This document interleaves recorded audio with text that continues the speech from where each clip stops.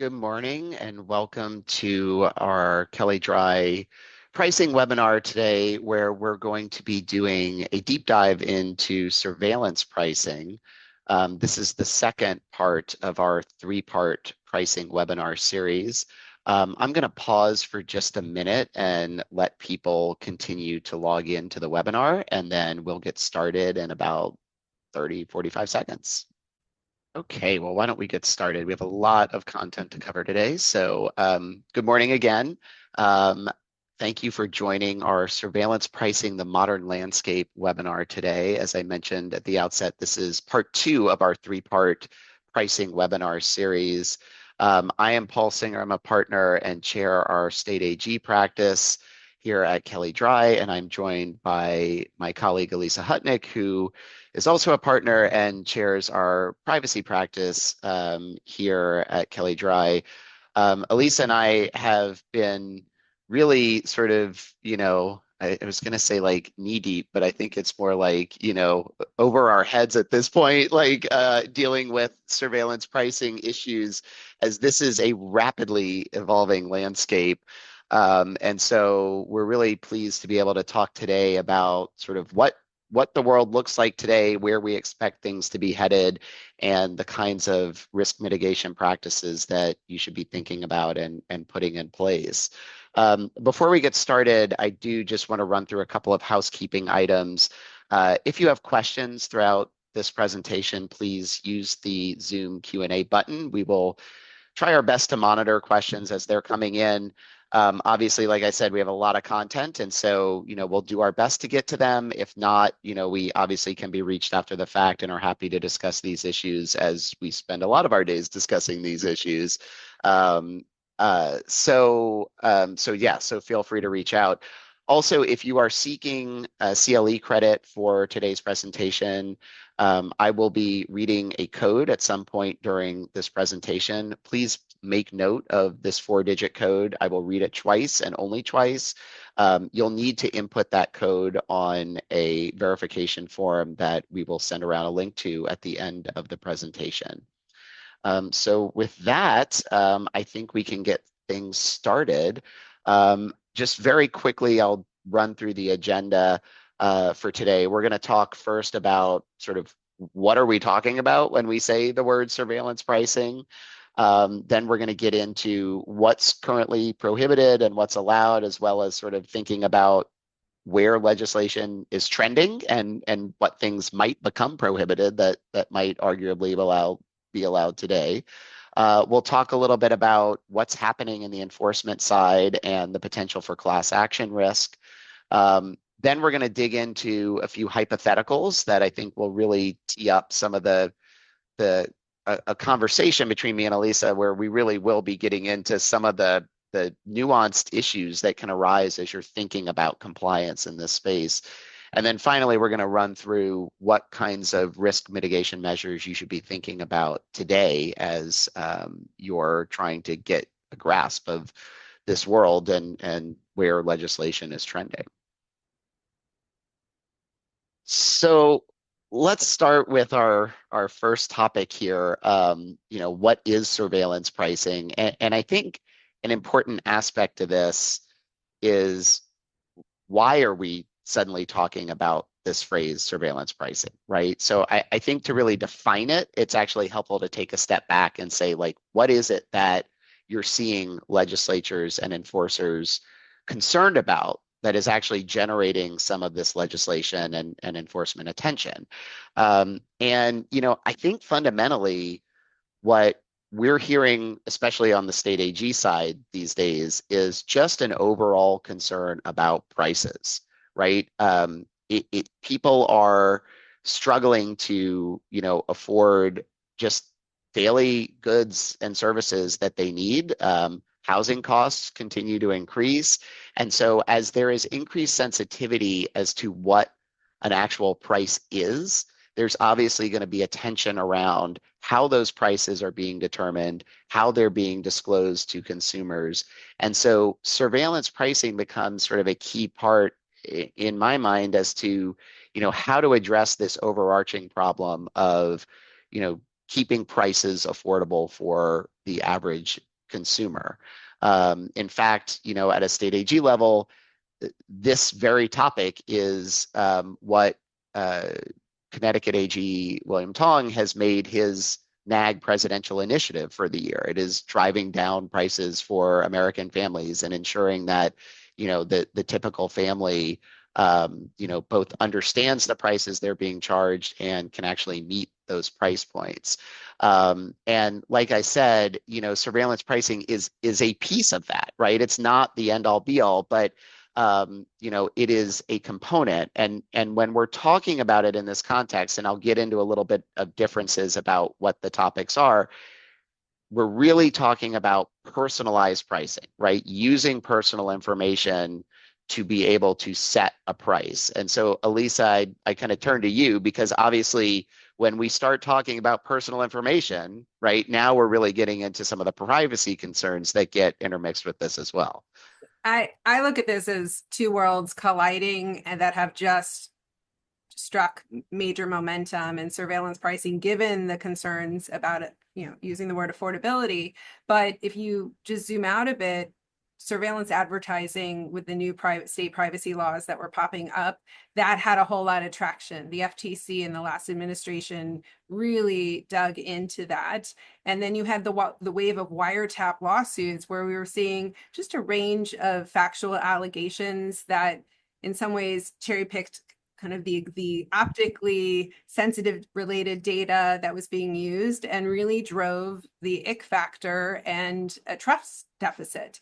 And so you take kind of that world of how is my data being used? Is sensitive data being used? What are my choices? What are my rights as companies are rolling out privacy programs in response to all of the state laws? You put pricing around that. And I think that trust deficit has really kicked in on assuming the negative, assuming that my data is being used to exploit me on pricing. And I know we heard a lot of stories about that in the news, which then drove obviously a lot of scrutiny. And we're going to get into some of these different areas where we're seeing that. But I think it's both the consumer protection issue and just household issue of being able to afford common goods and prices, as well as this concern around how data is being used in a digital advertising context in a way that the critique of digital advertising under just general privacy laws didn't quite land. I think it's coming in this context regarding pricing.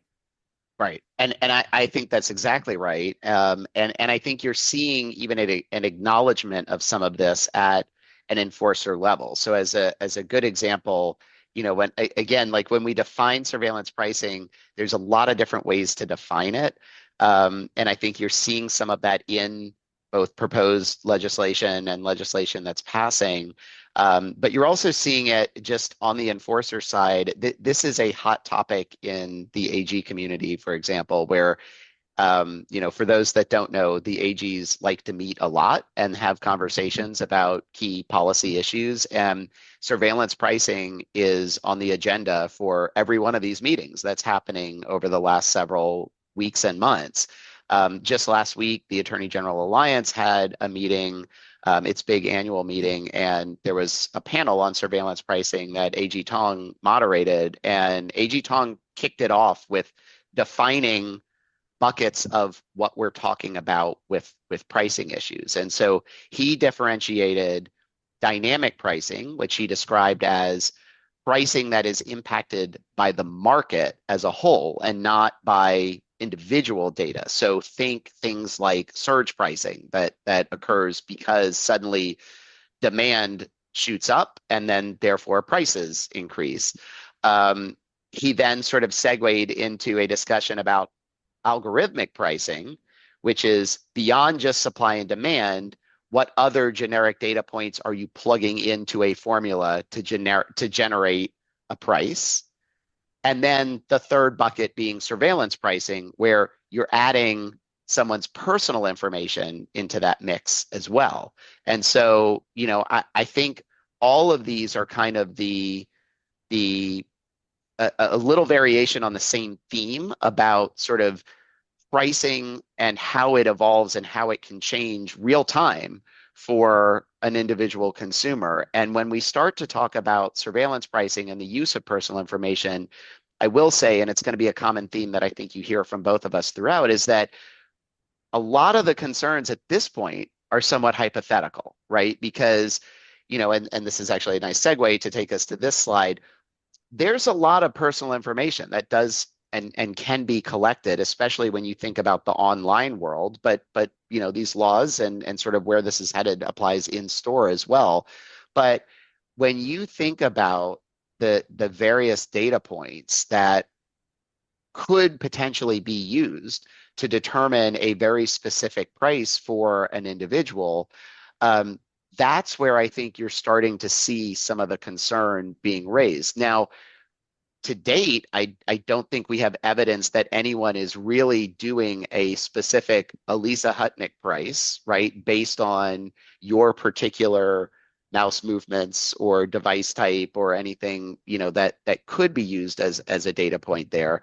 But I do think like that is the underlying concern that's generating a lot of the legislative discussions. Paul, if I can just add to that, because I think some of the questions we've gotten in the Q&A really hit on this.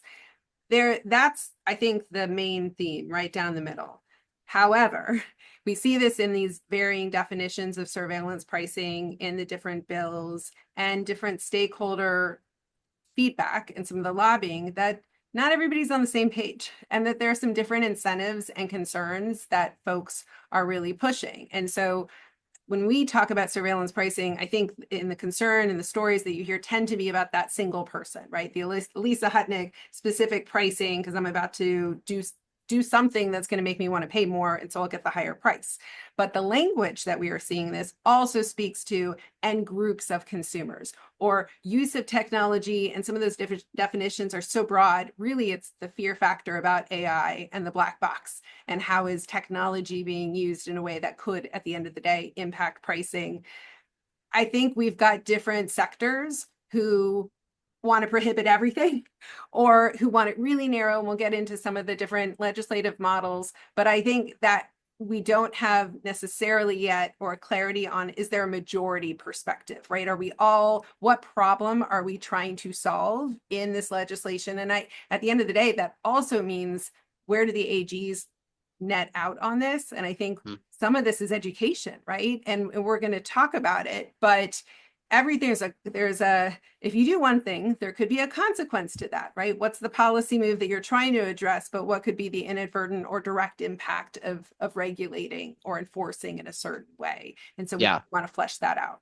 Yeah, and I think it's a great call out because the education piece becomes so important when, one of the core concepts that we've heard the AGs saying at some of these various policy meetings, right, is, just at a high level, why is it fair that Elisa gets charged a different price than I do for the exact same item? And it's understanding some of the distinctions about, well, but consumers have long benefited from particular discounts that might go to them, or coupon offers, or things that consumers not just appreciate but tend to rely on, right, in their daily purchases. Right. One of the other questions, and we'll keep moving, is, well, GDPR, right? They've always been ahead in terms of, I don't think that model works here, because that is some of the tension on, you have the comprehensive privacy laws in the US for the states that have it, that unless it's sensitive data has really been an opt-out model. You have a privacy notice. We talk about how we're using the information. So I think getting into a very specific opt-in consent, but that is some of the tension on the fear factor around automated decision making, and what are the kinds of things that could trigger that, either a more affirmative notice, more affirmative opt out. It's a jump ball at this point on Right. some of these legislative models in terms of how we handle that. Exactly. So yeah, let's keep going. Yep. Okay, so we're now going to talk about some of those specific laws. I think that's a great segue, into what we're seeing on the legislative front. And, I think, Elisa, I'll kind of hand it off to you to get us started here, but we're kind of couching these into three kind of buckets of what we're seeing happening with state legislatures right now. Right. So you've got one model that just says surveillance pricing illegal. Thou shall not do it. And so immediately we're looking at, well, what is the definition of surveillance pricing? And then what is excluded from that definition? And so there's various different ways that states have addressed that. We're going to talk about some specific examples in a bit. Then there's others, and this is, I would say, some of the early models where it was, if you do surveillance pricing, you must say really big, ugly language. And so an incentive essentially to make sure that you don't trigger that term, but that being really a disclosure approach.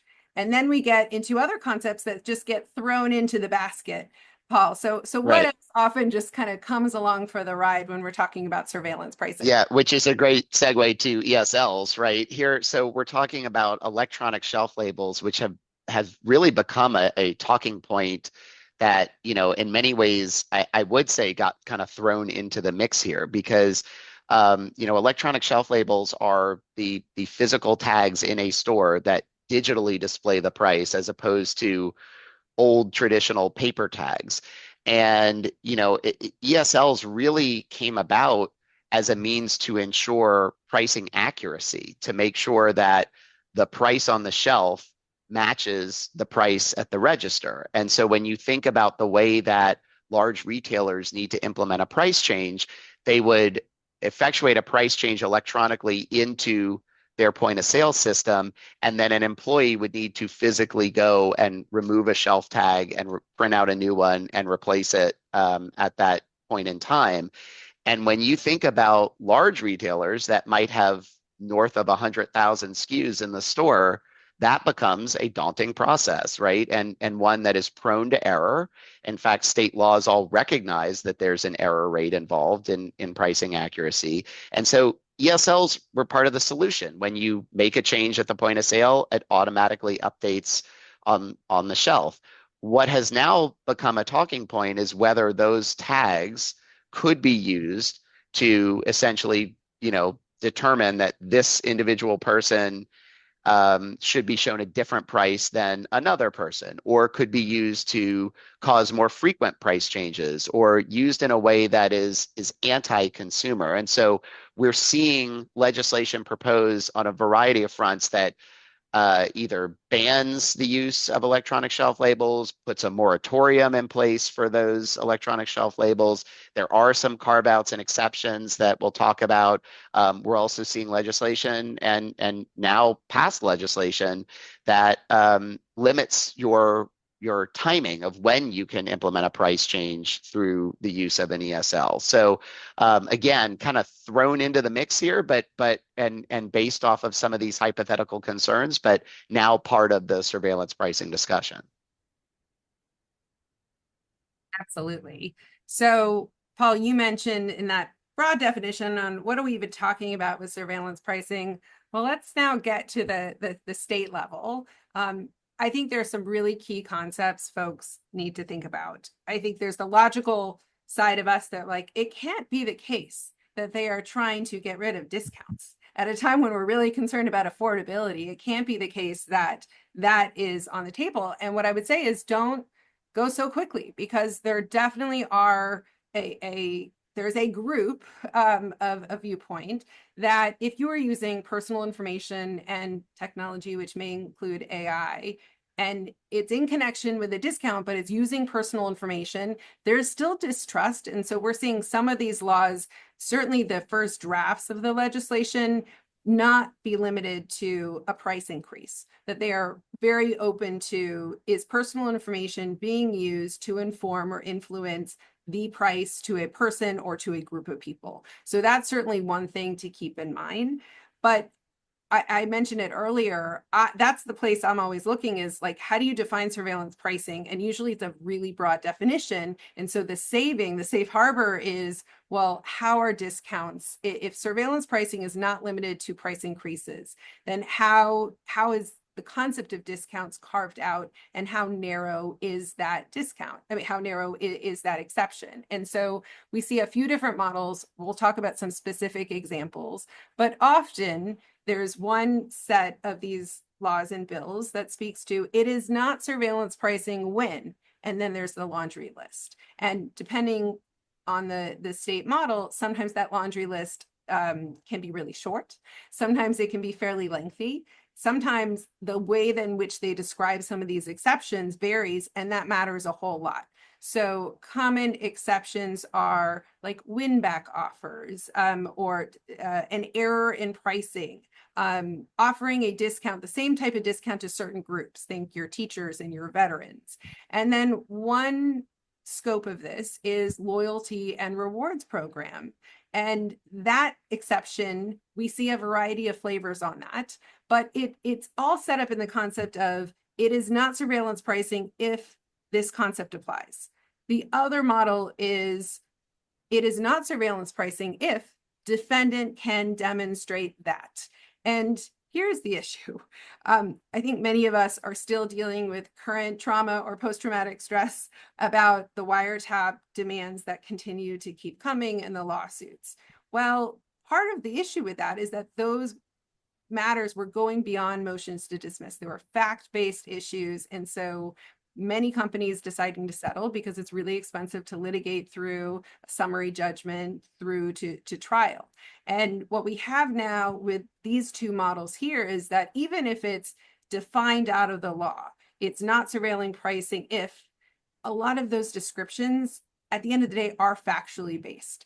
And you have a decent number of courts who are only going to look at the pleadings and not likely to take judicial notice. So either way, we've got, if there's a private right of action or we're silent on a private right of action, we've got some real risk about another litigation wave associated with this. Even with that, I'd still rather the defined out of the law because that gives me more of a chance to be able to push for judicial notice if we're taking some of the risk mitigation measures for a loyalty program, for some of the discounts, to really see how these laws are treating that and lining up to see, is there anything we can do currently that puts us in a better posture around that? There's also, of course, the long list of examples of just UDAP type issues. It cannot be a fake discount, right? It can't be a hidden discount. If you are going to have a loyalty program, those terms need to be very clear, publicly disclosed. Some of these laws, some of the bills require an affirmative opt-in to the loyalty program. So the details on each of those carved outs really deserve some clear attention because they are fact-based and they don't necessarily, I would say, represent the way that every company is really extending those offers and extending those discounts.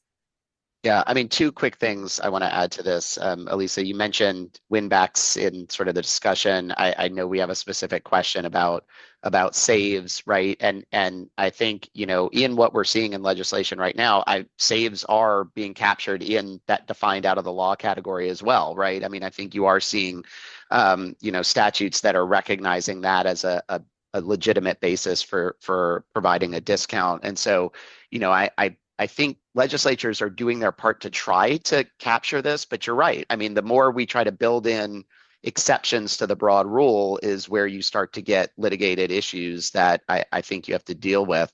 On the UDAP front, I do just want to underscore and emphasize that a lot of these discussion points around, you know, using information to set different prices for different people, it's in many ways not a new conversation, right? And it's one that I can tell you going back to my enforcer days, I mean, really early 20 plus years ago, enforcer days, when like pricing and purchasing on the internet was a new phenomena, like these were questions and things that people started to have back then.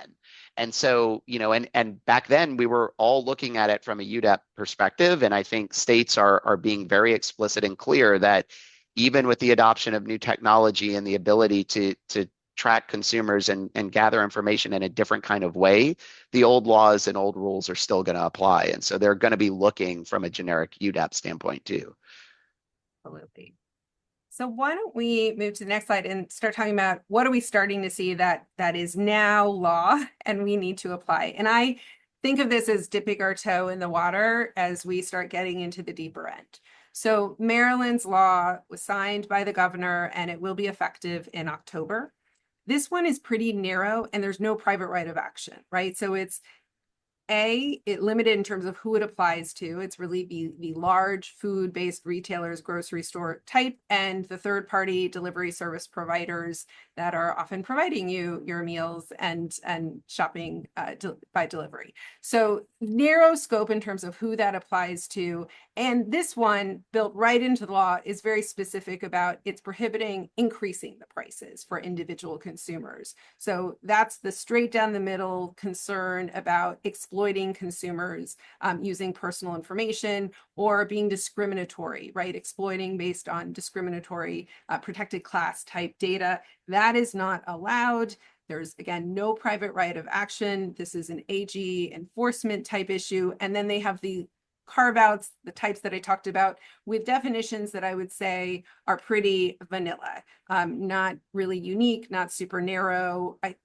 I think the whole point of Maryland was really to go after those price increases using personal information for a certain subset of retailers. So that's kind of the baby version that we have in Maryland. If we skip to the next slide, we start getting maybe into the second step of the pool. So Connecticut, this one is going to be effective July 1st, 2027. And we've got a question in the chat in terms of scope. So this one speaks to retail sellers and delivery services. So we saw with Maryland, the delivery service concept was already built in there. Retail sellers is about products. And with a lot of these other state bills, the scope can be very broad. It can be pretty much any type of business, or it excludes small businesses, or it excludes businesses based on certain square footage of the store. So Connecticut at this point is focused on products, tangible goods, instead of services. It's a good point that was raised in the Q&A. One thing I will just know about Connecticut, and I think those of us who are closely covering privacy developments, we should acknowledge that Connecticut likes to amend its bills on a very frequent basis. And so what might start out in one scope in a year or 2 years, we may start to see that evolve. So I would just kind of know this is a bit of a moving target. So on the prohibition, this is, again, it's broader than Maryland, but it still has a pretty narrowed scope. It's about customizing prices other than to establish a discount for a consumer or the group of consumers. So they have that. They've got this broad definition of technology, but the narrow hook here is that it's based in whole or in part on personal data acquired from a third party. So think of your first party purchase related data. If you're not enriching that in the context of customizing a price, and again, excluding the discounted price, then you're not going to have to do this really ugly disclosure that very few companies will want to do. And then on top of that, it lists a long list of exceptions. I'm going to skip to one of the exceptions is the loyalty program, but it requires an opt-in. So not all companies do a loyalty program with an opt-in.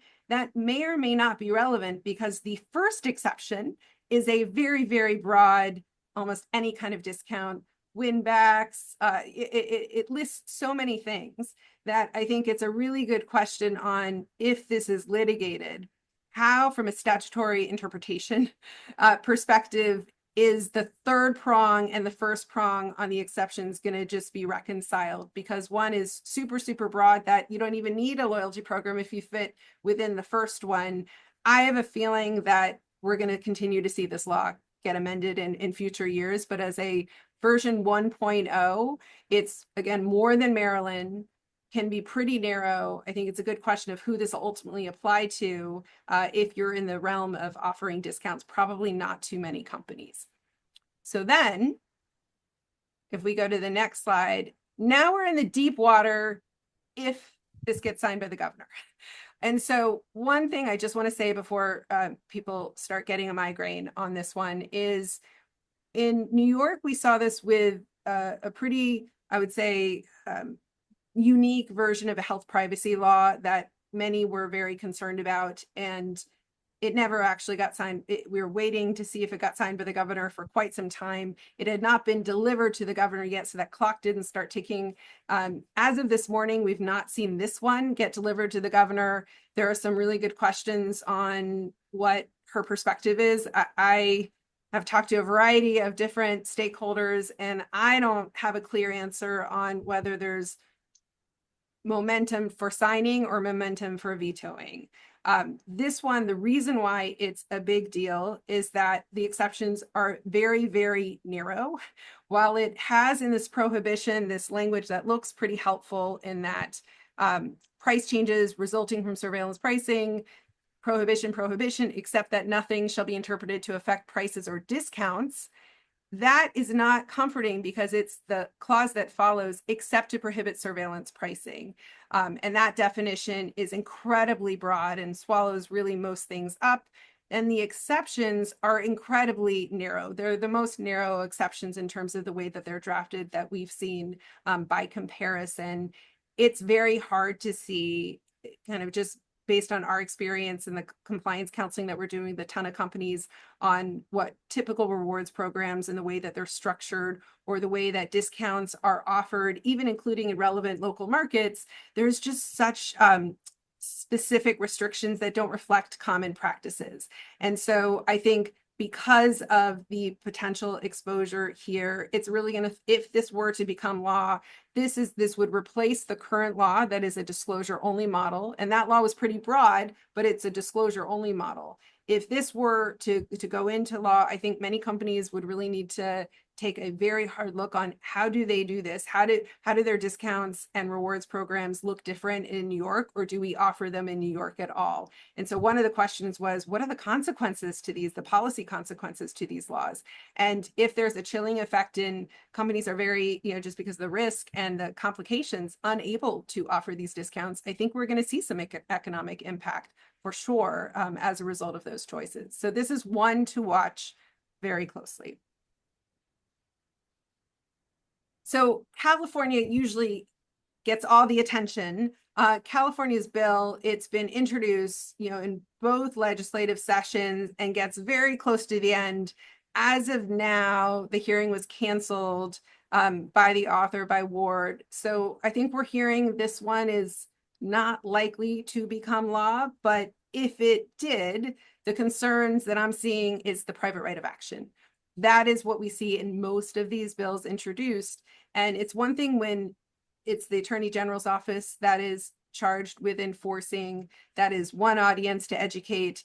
It is very different, of course, when we have a private right of action vehicle. There's just a lot more of the shiny object that happens where sometimes the facts matter less because you're back into that beyond a motion to dismiss phase.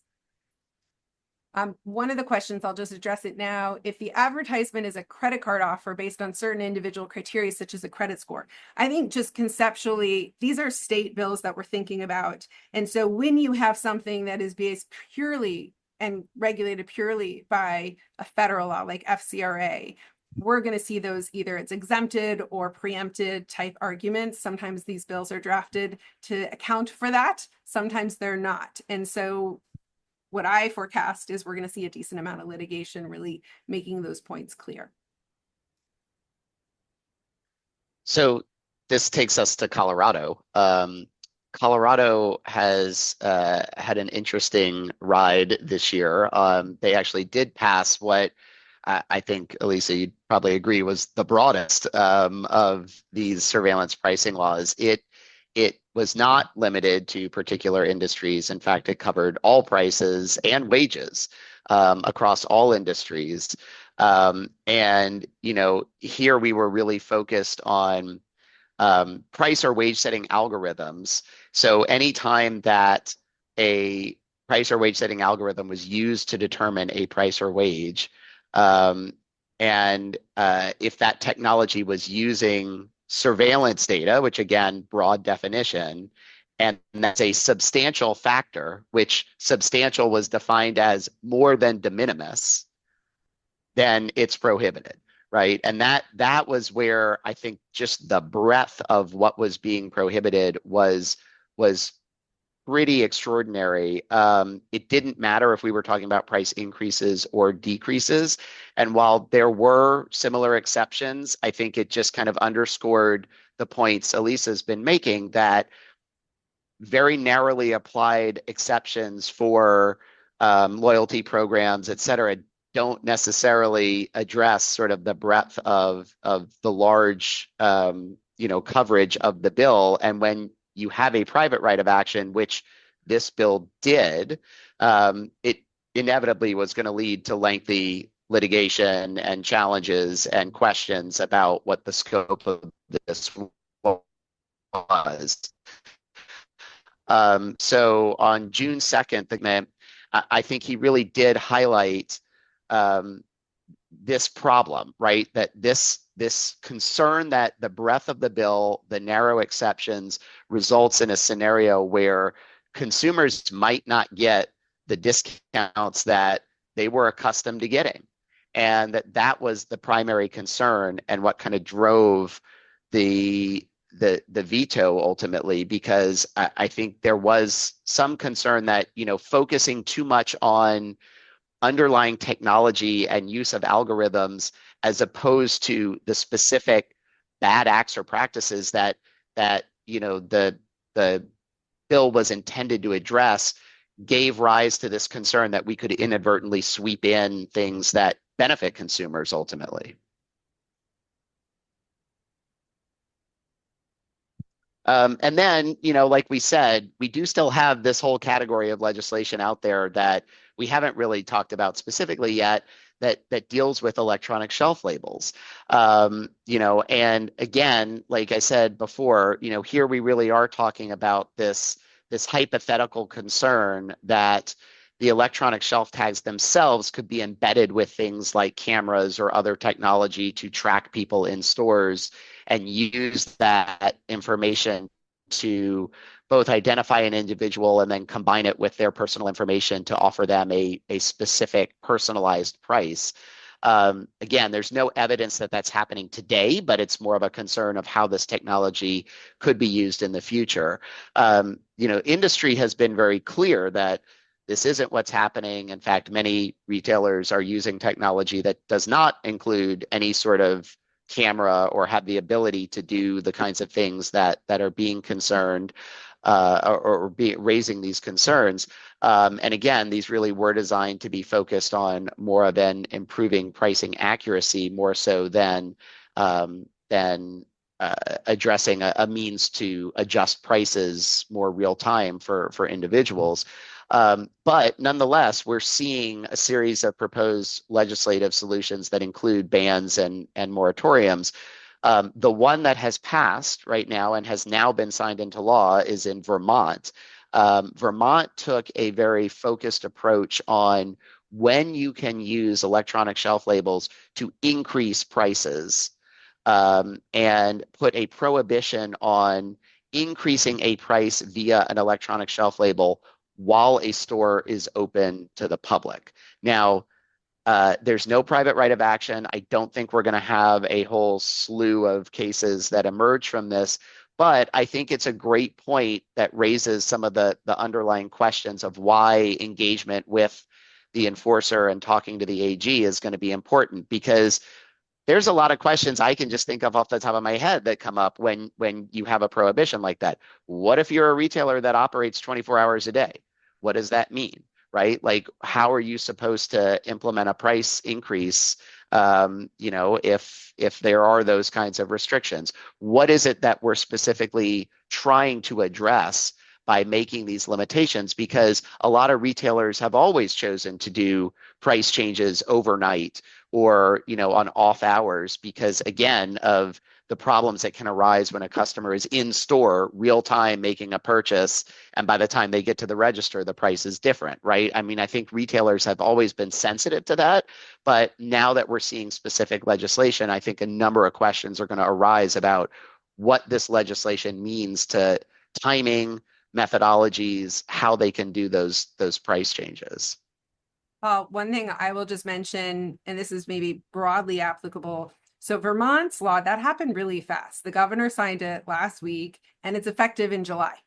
So not a whole lot of time. And we can say, all right, well, it's pretty narrow. They took a narrow approach, but for many point of sale systems, just in the way that you ring up at the cash register, it may not be synced with the way that both this law is written, but I think more holistically to some of these other surveillance pricing bills that sometimes they put a compliance date a year out or 2 years out. Sometimes it's very short. And so I think if there's a theme that we're going to continue to communicate is this is not an area to procrastinate on. You really need to have a sense of even some of these bills that don't go the full distance. There is a policy trend line, and some of this is going to stick. And so really thinking about how does this new regulatory framework affect current business practices, and where do we start making adjustments, because it takes time to update enterprise systems in order to accommodate these changes.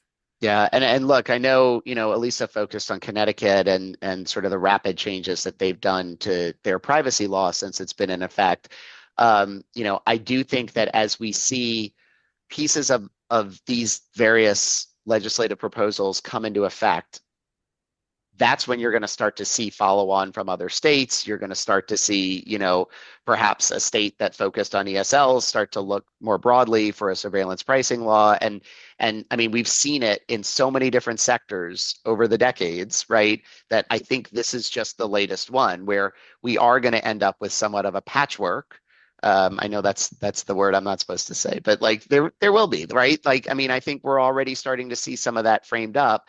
And the important thing is going to be ensuring that not only are you on top of and aware of what these various state obligations are going to be, but how do we synthesize this and how do we create a structure and pricing structure that's going to be compliant in all the states going forward? Right. And so if you go to the next slide in terms of what's around the corner, I think the real pain point here is that I know many people are burned out about the privacy laws and the constant amendments and changes and more laws and all the work that has gone into that.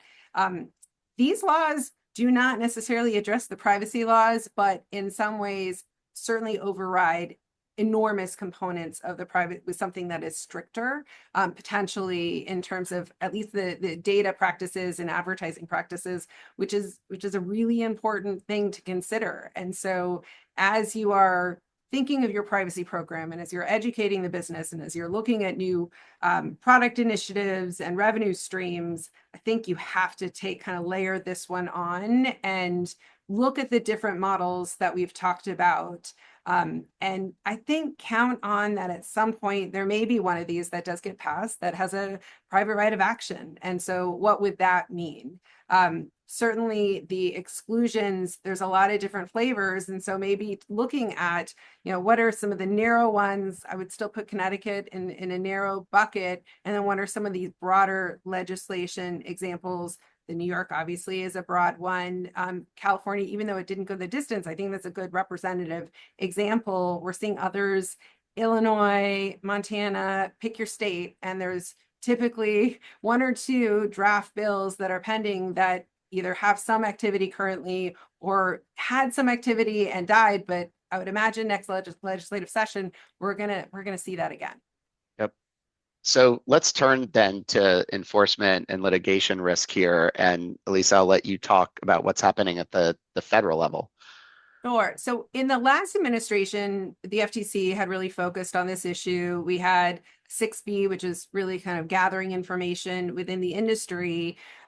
Not something we saw that the current administration, the current chair, pick up.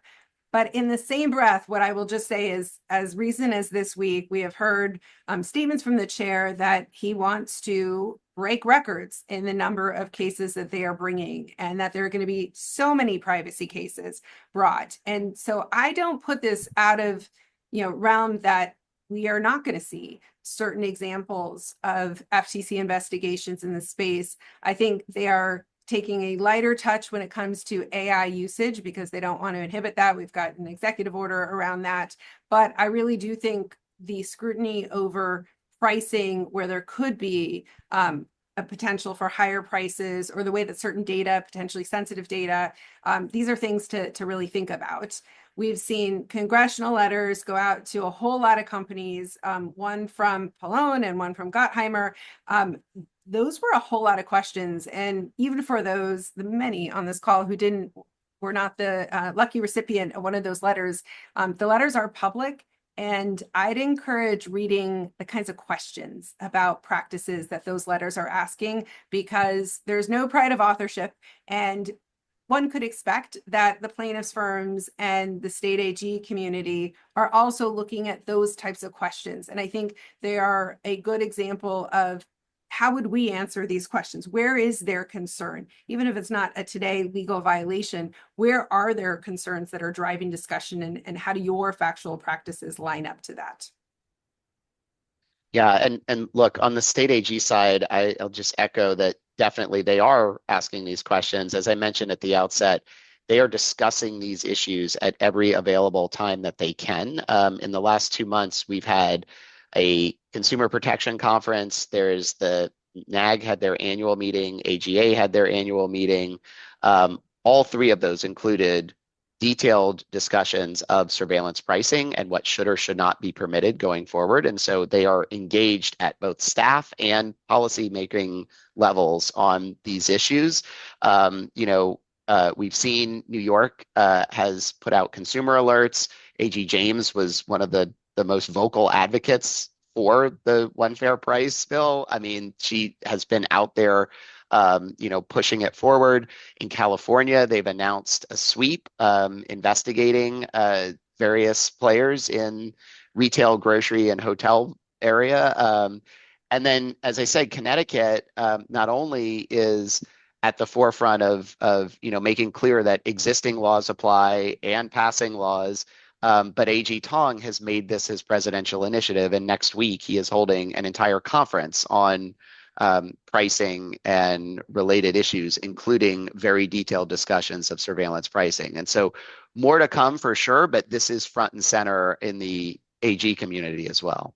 Yeah, and one thing I'll just flag, and this goes to a question on Colorado, of course, had the AI Act definition of consequential decision. So could we see the AG interpret broadly? So that we had the amendment that postponed it for a year. But what I would say is, Paul, you mentioned UDAP, unfair and deceptive trade practices, and even under some of the comprehensive laws and profiling and legal or other significant impact to the consumer, there is some room here that I think it's an open question how AGs, I don't think AGs have made up their mind Right. whether there's a fact pattern that they might use some of these other vehicles that are already law today to look at that. So it's almost less on, does the strict letter of the law get triggered here? And I would zoom out and think about the consumer protection and the AG concern and how the practices line up, and if there's a little bit of gray area where they may utilize that.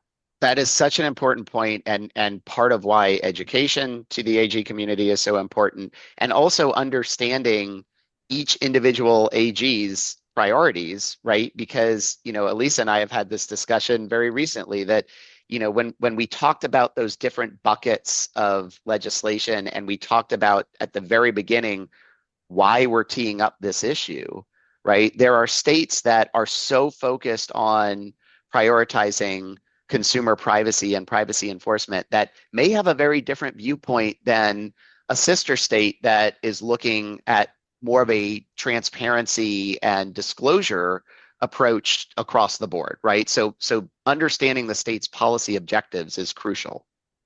Yeah, and I will just touch quickly on the class action because this is something, it's coming. We have a test case already against JetBlue, and this is just the evolution again of the wiretap kind of theory, which we're seeing different, pushing and prodding to see what other practices it could apply to. This was filed in New York federal court. It's just a complaint at this point, but I encourage having a look at it because these are the common allegations that we are seeing. We're going to see other creative theories. These cases are coming because there's potential revenue associated with it. And so I would just assume it's a flavor to see. If we go to the next slide, to the extent you're not already doing this, I highly encourage monitoring, working with your communications teams to monitor social media because we are already seeing plaintiffs, obviously advertise for classes, and we saw that a ton in the wiretap. We've got examples, but we're also starting to see that in this surveillance pricing, and there's a clear bridge that they are looking at to try to be some of the first cases. So I think it's good to have just monitoring in place to see whether your company is getting raised, obviously in the context of surveillance pricing or any other type of consumer protection issue. So I know we're in a time crunch, but we do want to hit some of these hypotheticals that we think really kind of squarely address some of the ambiguity and issues and hard questions that we're going to be dealing with. And let's sort of tee up this first one where we have a retail establishment that is using location information to identify someone in a store or outside a store. And so, if they're on their phone looking at the price of a product, and versus while they're at a store versus someone at home, and seeing two different prices for the exact same item.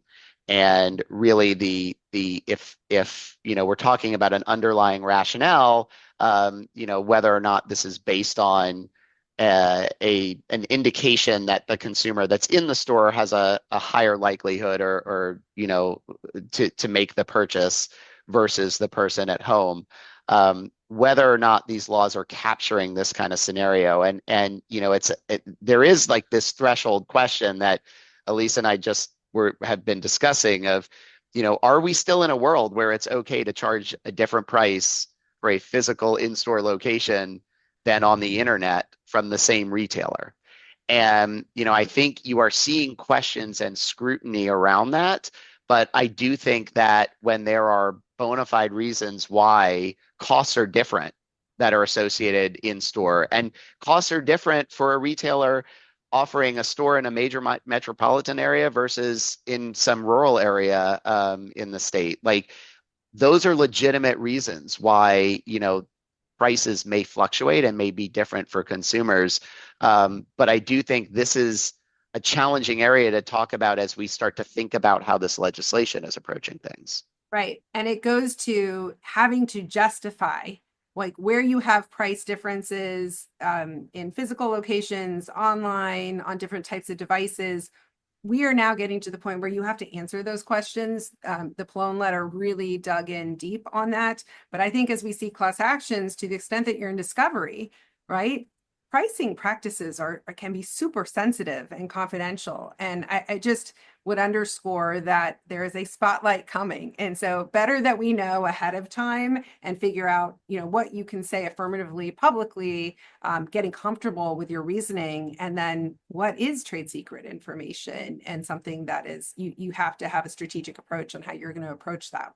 I do liken this to the way, when I think about it from an enforcer standpoint at the state level, the way states have tackled price gouging, which, I think folks probably know that there's a variety of ways that states are regulating price gouging, including many states that just rely on their general unfair and deceptive trade practice laws to do so. But even without an express exception in very specific state laws, I will say that enforcers are generally open to hearing from you about why you implemented a price change. They're not looking to play gotcha with somebody. What they're looking to do is ensure that profiteering isn't happening in the face of an emergency or a crisis that's happening. And so this is sort of a very similar approach in my mind, where you have to have a clear justification for your pricing strategy and be prepared and be thinking now about how am I going to give that explanation if somebody comes and asks me why consumer A sitting at home got a different price than consumer B sitting in the parking lot. So our second scenario is two consumers both looking to take a trip. They're looking at same airline, same flight, same dates, but different user profiles. And user A gets presented with a higher price than user B. And I want to differentiate here between two users looking at the same ticket, right, versus maybe user A is being presented with, prioritizing an option that is, a higher category, a higher cabin in the plane versus user B based on, personal information, knowing that user A is a frequent business traveler or someone that is more likely to book that type of cabin. And because I think there is a significant distinction here where if the same price options are still being presented to each consumer, but we're steering them towards one versus the other based on personal information, is that going to trigger any of these specific legislative proposals, and or does this raise up to the level of a potential, UDAP question? And Paul, I guess on that, what I would also add is like, what is the base price that you are offered? What is the offer? Maybe you are in the loyalty program and at a different status, maybe, but how is that even being presented in terms of what is the discount that is being offered? And what we are seeing is scrutiny over how do you get to that discount? If you're creating an audience segment, well, who's left out of that segment? How long can you not be avail yourself? Is it just purchase information or is it other information? And so there's just a lot more factual scrutiny to understand the process of digital advertising and how discounts are offered, and really consideration by some of the AGs on, well, is somebody getting the short end of the stick on that front? Yeah, it's also why disclosure becomes so important, right? Because I think and again, I don't think you have to disclose the detailed nuances of your pricing strategy or how you're steering consumers, but I do think being very transparent and clear about what all your different pricing options are for something like travel that have different categories and buckets like that, and how your status or how your loyalty membership can come into play, it just is going to really dial down the temperature and risk tolerance or risk level for you if you're being transparent about, why consumer A is seeing something different than consumer B. And maybe we might skip even Yep. just to the best practices, because I think we've certainly touched on these throughout, but this is happening. So it's not if, it's when, and it's how. And there is going to be an expectation that you can know and be very specific about how you are using data and the nexus to pricing. And that includes the nexus to discount offers and what technology you're using.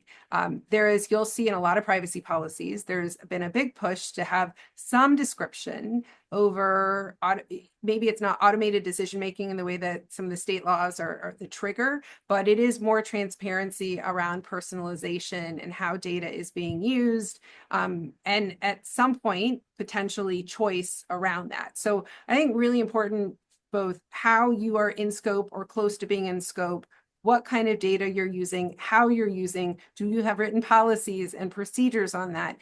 If there's hygiene around your modeling, including as relevant to pricing and whether you're using aggregate data or not, training, all the things we talk about in terms of other consumer protection related issues from having a program apply here. And what I would say is you're not going to see a whole lot of great examples out there, but this is an area where really thinking, Paul, you mentioned about transparency, but thinking about the UX experience, knowing the sensitivity, knowing where these laws are, and are there certain UX practices and how loyalty terms are being presented and how people are applying to that, or they are applied to them unilaterally, that need a fresh look in light of these laws.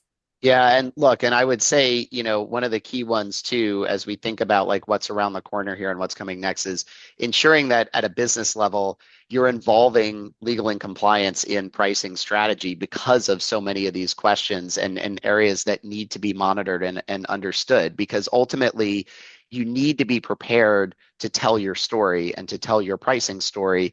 And I think we're both of the view that it's this is the time to do it, right? And we're encouraging folks to be more proactive in telling some of these stories, because as legislatures and enforcers are considering what are these gray areas, where do we need to be bringing enforcement, having a voice and explaining sort of the underlying nature of why prices fluctuate and why people see different prices becomes critical for them to evaluate what the right course of action is.